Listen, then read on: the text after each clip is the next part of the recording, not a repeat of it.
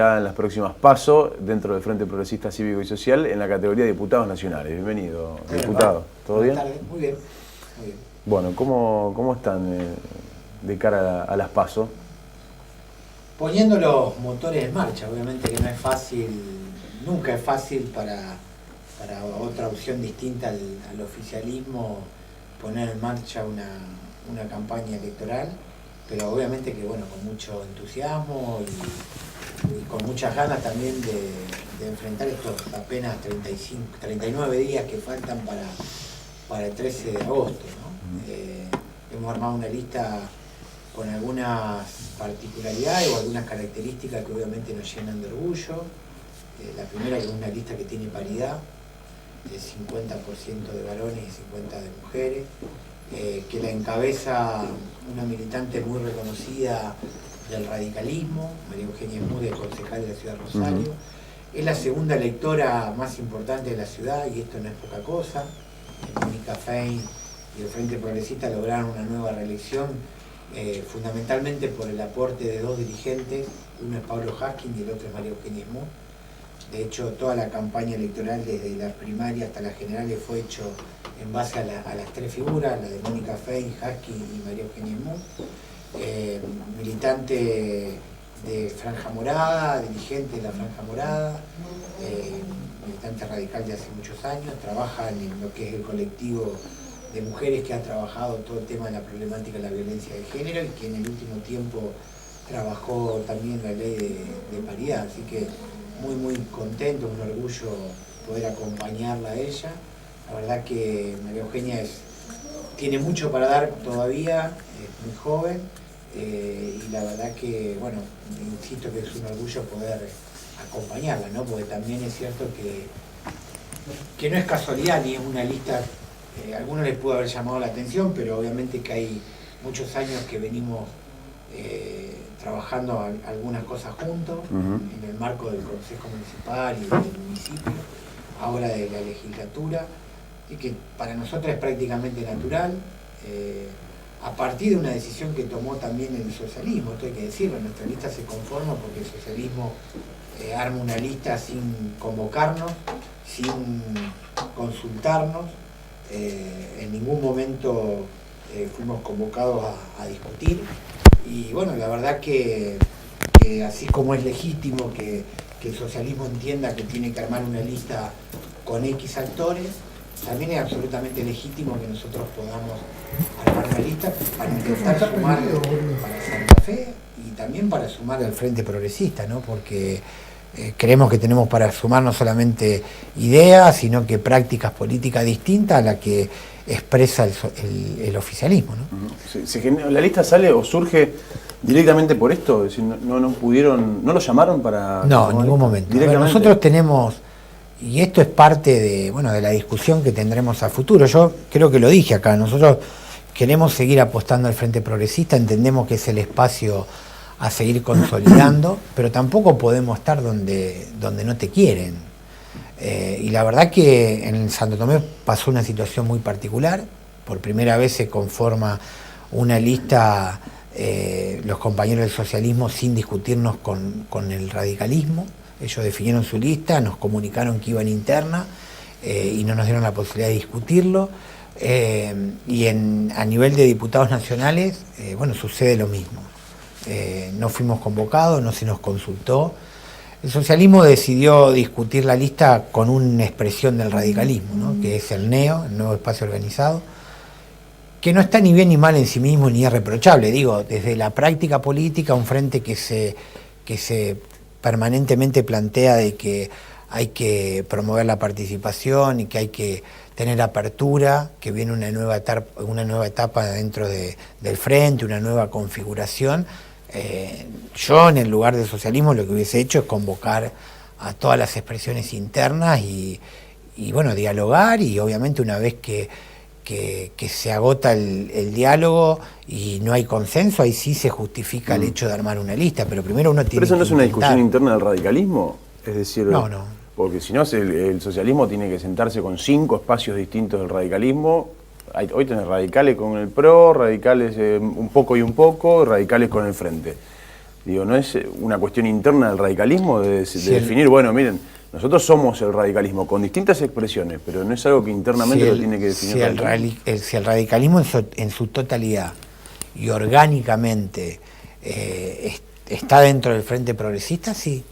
Pero en este caso, por ejemplo, hasta para la lista de diputados nacionales, el radicalismo no constituyó el Frente, no es parte de los partidos que constituye el Frente. No, a lo que me refiero es, usted dice, el socialismo decidió construir solamente con el neo. Sí, digo, es un dato de la realidad, no es un reproche. No, está bien, pero digo, si uno mira al Partido Socialista y al Partido Radical como integrante del Frente Progresista, digo, el que tiene distintas expresiones y que uno presupone debiera ponerse de acuerdo internamente quiénes van a ser los candidatos o de qué sectores y en qué lugares de la lista van a ir cada candidato, debiera ser el radicalismo. A lo mejor es una lectura muy simplista la mía, pero... Sí, si el radicalismo estuviese ordenado, digo, si el radicalismo orgánicamente en una convención decide cuáles son sus candidatos, cuáles son los lugares que va a solicitar, sí, pero eso no sucedió. ¿Por qué? No sucedió por una situación exclusiva de responsabilidad del radicalismo. El socialismo sí tuvo su congreso y definió algunas cosas en su congreso. En el caso del radicalismo, nosotros tuvimos una convención donde se determinó inscribir el Frente Progresista para las listas locales y se habilitó que para lo nacional el radicalismo constituya Cambiemos, porque es lo que decidió la Convención Nacional. En ningún momento se discutió ni lugares, ni quiénes iban a representar al radicalismo dentro del Frente Progresista, aquellos radicales que entendemos que hay que seguir construyendo en el Frente Progresista y que seguimos en el Frente Progresista, ¿no? Entonces, al margen de las discusiones internas del Frente o de cómo se llega a la lista, en estas elecciones en las que lo que se eligen son diputados nacionales, digo, gente que represente a los santafesinos en el Congreso de la Nación, ¿cuál es el eje de la discusión a la hora de ir a pedirle el voto al vecino? Digo, ¿qué se pone en juego en esta elección? Nosotros no tenemos ninguna duda que fundamentalmente cómo se tiene que parar la provincia de Santa Fe ante la nación. Nosotros entendemos que tiene que haber diputados con firmeza, con absoluta firmeza para defender los intereses del Estado santafesino, si bien el Estado santafesino quienes los representan son los senadores, sí, pero en cada tratamiento de ley obviamente los diputados tienen un rol, y después la defensa de todos los santafesinos, de los ciudadanos santafesinos. En esto quizá vamos a coincidir muchos espacios políticos. Y creo que tenemos que hacerlo con absoluta convicción, pero madurez, tampoco sobreactuar. Me parece que hay algunos actores que algunas cuestiones las sobreactúan y por lo menos no es lo que nosotros entendemos. ¿Qué significa sobreactuar? Ningún gobierno hace todo bien y todo mal. Ningún gobierno que entienda que tiene políticas progresistas, el 100% de sus acciones son de ese carácter. Y ningún gobierno neoliberal tiene todas sus acciones, si bien hay una matriz, pero todas sus acciones no son perjudiciales para la provincia o para todos los ciudadanos de la provincia de Santa Fe. A ver, si yo tengo que destacar algo del gobierno nacional, entre algunos ejemplos, creo que la política de seguridad se podrá discutir, pero hay mejoras por lo menos en lo que es la intención de luchar contra el narcotráfico. Existen, son palpables, hay datos que son objetivamente superadores a datos estadísticos que existían desde hace un año y medio para atrás. Entonces, esa situación que yo pueda manifestarme de esta forma no significa que yo sea adherente al gobierno de Macri, que sea neoliberal y demás. Y la verdad que hay algunas, sobreactuaciones, ¿por qué? Porque algunos creen que pararse frente al gobierno nacional y defender los intereses de los santafesinos es poner palos en la rueda en todo lo que haga el gobierno nacional. Entonces quizás la gente en este aspecto tendrá que evaluar algunos matices, tendrá que evaluar trayectoria, pero nosotros estamos convencidos que al Congreso Nacional hay que ir a defender los intereses de los santafesinos. Y también estoy convencido que no hay que sobreactuar. Creo que está claro qué es lo que los santafesinos estamos reclamando. Nosotros el primer proyecto de ley que trabajamos y nos parece absolutamente aceptable la propuesta, y ojalá lo tomen otros candidatos, es que por ley se determine cuál es la distribución que deben tener las fuerzas federales en el territorio nacional. Pues la verdad que no compartimos de que los estados federales, los estados provinciales tengan que andar mendigando, si se permite el término, en algunos casos, o teniendo que estar a los tironeos entre un estado y otro para ver quién consigue más fuerzas federales. En este aspecto tampoco podemos negar de que hay una mejora. Hoy están las fuerzas federales en Santa Fe y que hay un trabajo bastante conjunto con las fuerzas provinciales, pero pretendemos de que se establezca por ley cuál es el criterio para poder determinar que las fuerzas federales bajen a las provincias que lo necesitan, que tienen mayor índice de delictuales, que necesitan la intervención no solamente de una pata que es la fuerza de seguridad, sino también la mejora en la justicia federal, que es otro de los grandes agujeros negros que tenemos en nuestro país, por lo menos para pelear contra el narcotráfico. Y así te puedo dar cada uno de los ejemplos. A ver, la provincia de Santa Fe tiene una creencia importante de 40.000 millones de pesos con el gobierno nacional. Bueno, nosotros entendemos, hay distintas miradas de cómo tenemos que hacer para que la nación pague a la provincia de Santa Fe. Nosotros entendemos concretamente, y los vamos a decir durante la campaña, nosotros entendemos que a partir de agosto, si la provincia no tiene respuesta, Santa Fe debe volver a judicializar el reclamo ante la nación. No el se puede gobernador dijo más. que no estaba en su espíritu hoy a la mañana ir a la justicia de vuelta. Sí, lo dijo, Sí, pero hace 15 días había dicho que lo estaban evaluando. Bueno, hoy que dijo algo distinto y dijo, prefiero crear consenso entre todos los espacios políticos y reclamarlo de esa forma. Perdón, pero te adjunto algo. Yo escuché la nota en Radio M, gobernador. Dijo que ya está en la última instancia, ¿no? Que va a hacer una nueva propuesta al gobierno nacional y que después se evaluará. Yo por lo menos no interpreté que haya dejado afuera la posibilidad de judicializarlo. No, evidentemente no. Si después de un año no tenés una propuesta, es como que un año y medio. va de suyo. Un año y medio. El tema de política económica, ¿te parece que va a ser un hecho central esta situación de cómo vive la gente, cómo está después de un año y medio de gobierno? Y en ese caso, ¿qué propuestas le llevan? A ver, no solamente que va a ser central, sino que también esto hay que decirlo, a ver, en el abanico de candidatos, creo que va a haber una lista, que es la lista oficial, que va a defender no solamente al gobierno, sino a las medidas económicas, que es la lista de Cambiemos, y después va a haber otras ofertas, donde con diferentes matices va a haber más coincidencia que diferencia, y son la lista desde la que encabeza Carlos Del Frade hasta la que podemos representar nosotros, la que representa el propio Luis Contigiani, la que representa Agustín Rossi. Me parece que más allá de algunas diferencias que pueden ser de matices, la mayoría de ellos va a haber mucha coincidencia.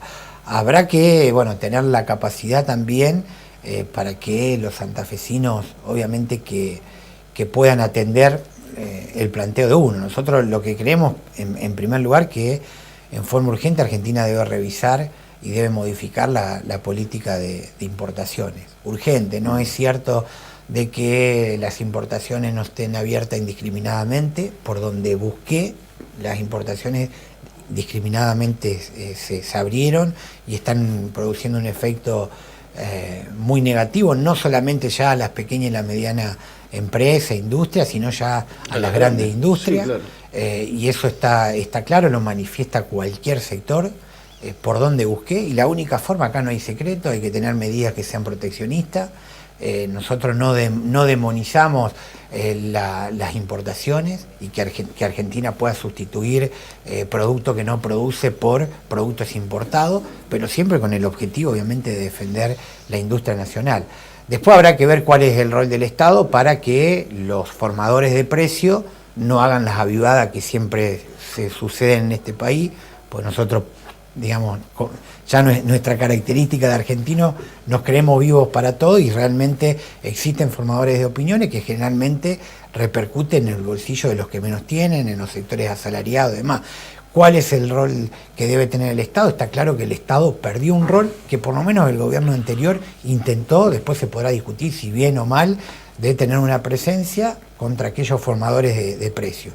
Eso hay que recuperarlo y en todo caso se podrá debatir de qué forma se puede mejorar esa política de control del Estado. Pero nosotros creemos en un Estado presente y regulador de la economía. Está claro que el modelo macrista es totalmente lo contrario, cree en el libre mercado, que el mercado solo, la oferta y la demanda es la que termina formando los precios, y obviamente que nosotros estamos lejos de compartir ese modelo.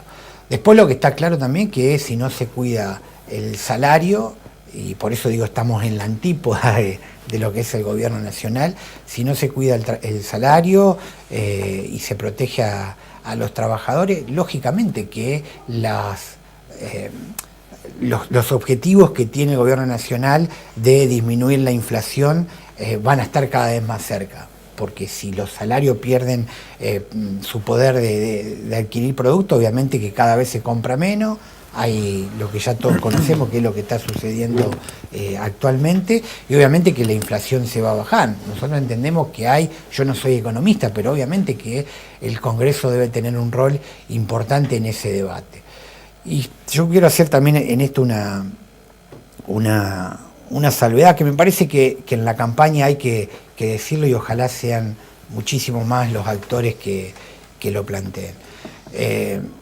El hecho de que el gobierno nacional, el espacio del gobierno nacional, Cambiemos, no tenga mayoría automática en el Congreso Nacional, es importante porque se recuperó sobre todo el rol del Congreso y la discusión entre los distintos actores y la obligación de construir acuerdos. Yo siempre digo que la peor etapa del Congreso Nacional en el gobierno anterior fue cuando, y lo he dicho en este programa también, cuando el oficialismo, el kirchnerismo logró mayoría absoluta, porque realmente ahí se perdió el rol del Congreso, porque las leyes más importantes fueron producidas en la etapa anterior, que fue producto de acuerdos de distintos sectores. Después, cuando vos tenés mayoría, el esfuerzo que hacés por tener una adhesión, la verdad, podrá ser más o menos de acuerdo a la voluntad de los legisladores, pero en líneas generales vos tenés la cantidad de votos y adentro. Cancha libre. La famosa escribanía. Exactamente. Entonces creo que lo peor que podría pasar, y esto lo digo objetivamente, yo soy una persona que concibo la política como el equilibrio, que tiene que haber equilibrio. Lo peor que podría pasar es que Cambiemos tenga mayoría en el Congreso Nacional. Distinto a lo que dice Cambiemos, lo peor que podría pasar es que tenga mayoría. Porque imagínense si hoy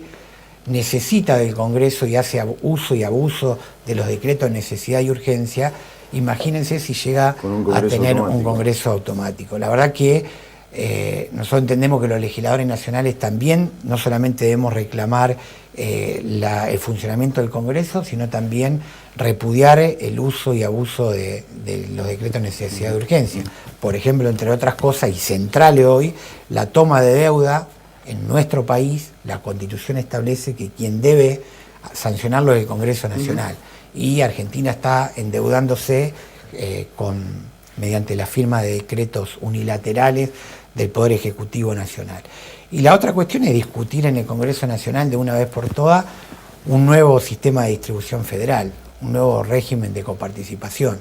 Macri inició su gestión diciendo que existía la voluntad, y hasta ahora ni chicha ni limonada, digamos. Se fue únicamente en manifestar la voluntad de discutir, pero no hubo ningún tipo de avance que permita establecer un nuevo régimen de coparticipación. Al contrario, seguimos teniendo un país centralista en lo que es la disposición de los recursos, absolutamente discriminador con algunas provincias, no solamente con Santa Fe, que no nos pagan lo que nos deben, sino permanentemente haciendo aportes extraordinarios a la provincia de Buenos Aires, que dicho sea de paso no es casualidad que lo haga, porque bueno, su gobernadora es del mismo signo político que el propio presidente. Entonces también Argentina de una vez por todas merece discutir un nuevo régimen de coparticipación, porque está claro que el actual sistema de distribución es absolutamente injusto y absolutamente centralista. Cada vez concentra más recursos en el Estado, en el poder central, que en las provincias, ¿no? Fabián, gracias por venir. Gracias a ustedes. Hacemos un corte, ya seguimos, dale.